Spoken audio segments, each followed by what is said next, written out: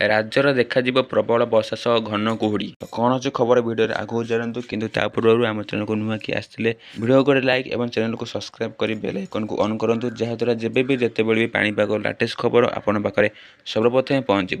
ତ ଚାଲନ୍ତୁ ଡେରି ନ କରି ଖବର ଉପରେ ନଜର ପକାଇବା। ବର୍ଷା ଓ କୁହୁଡ଼ି ରାଜ୍ୟରେ ଜାରି ରହିଛି। ସେହିପରି ଓଡ଼ିଶା ଉପକୂଳ ବଙ୍ଗୋପସାଗରର ଆଞ୍ଚଳିକ ସକ୍ରିୟ ଗୁରୁଚାପ ବଳ ପ୍ରଭାବରେ ଉପକୂଳ ଓଡ଼ିଶା ସମେତ ପାର୍ଶ୍ୱବର୍ତ୍ତୀ କିଛି ଅଞ୍ଚଳରେ ଘନ କୁହୁଡ଼ି ଜାରି ରହିଛି। ଗତକାଲି ନୟାଗଡ଼ରେ ଅତି ଘନ କୁହୁଡ଼ି ହେବାରୁ ଦୃଶ୍ୟମାନ ଦୂରତା ପ୍ରାୟତଃ 50 ମିଟରରୁ କମ୍ ରହିଥିଲା। ଗାଡ଼ି ମଟର ଚଳାଚଳରେ ବାଧା ଉପୁଜିଥିଲା।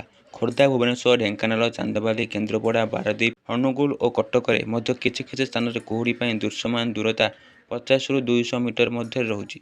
ତେବେ ଆସନ୍ତା 21 ତାରିଖ ପର୍ଯ୍ୟନ୍ତ ଅଧିକାଂଶ ଜିଲ୍ଲାରେ କୁହୁଡ଼ି ଲାଗି ରହିବ। ଏନେଇ ଆଞ୍ଚଳିକ ପାଣିପାଗ ବିଜ୍ଞାନ କେନ୍ଦ୍ର ପକ୍ଷରୁ ଆକଳନ କରାଯାଇଛି। ଅନ୍ୟପଟେ ଗତକାଲିଠାରୁ ବର୍ଷା ଶୀତର ପ୍ରଭାବରୁ ଯେପରି ଦ୍ୱିଗୁଣିତ କରିଛି।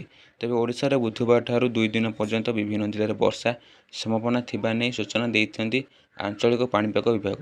ପଶ୍ଚିମ ଝଡ଼ ପ୍ରଭାବରେ ରହିଥିବା ଯୋଗୁଁ ରାଜ୍ୟରେ ଏପରି ବର୍ଷା ହେଉଥିବା ନେଇ ପାଣିପାଗ କେନ୍ଦ୍ର ପକ୍ଷରୁ ସୂଚନା ଜାରି କରାଯାଇଛି। ସେପରି ଓଡ଼ିଶା ଉପକୂଳସ୍ଥ ବଙ୍ଗୋପସାଗରରେ ସକ୍ରିୟ ରହିଛି ଗୁରୁଚାପ ବଳ, ଯାହା ଦ୍ୱାରା ରାଜ୍ୟରେ କିଛି ସ୍ଥାନରେ ବର୍ଷା ହେଉଛି। ରାଜ୍ୟରେ ଏବେ ଲାଗି ରହିଛି ହାଲୁକା ବର୍ଷା, ତା ସାଙ୍ଗେ ଘନ କୁହୁଡ଼ି ରାଜ୍ୟବାସୀଙ୍କୁ କରୁଛି କଲବଲ।